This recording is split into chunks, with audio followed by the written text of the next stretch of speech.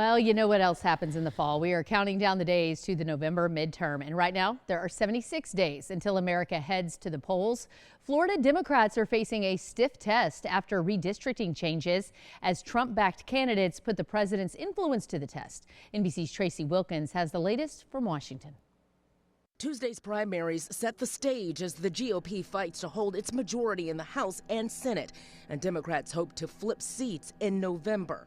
In the race for U.S. Senate in Florida, Democratic Socialist of America member Angie Nixon defeated prominent Democratic Lieutenant Colonel Alex Vindman.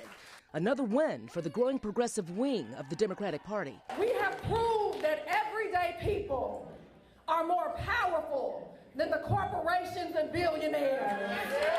Nixon will face Trump-backed incumbent Ashley Moody in the general election. We need people to go to Washington that will stand up for America. Also in Florida, Representative Byron Donalds, supported by President Donald Trump, is projected to win the Republican nomination in Florida's gubernatorial race. He's represented Florida in Congress since 2021, and after a contentious primary, he's calling for unity in the party. Tonight, the primary is over.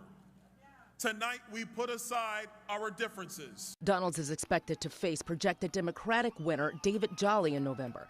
Jolly, a former Republican congressman, left the GOP during President Trump's first term and focused his campaign on both Democrats and independents with an emphasis on affordability. Your life is more expensive because politicians like Byron Donalds are in bed with special interests. On the other side of the country in Alaska, Democrats are hoping to gain a Senate seat. Democrat Mary Peltola will face longtime GOP incumbent Dan Sullivan.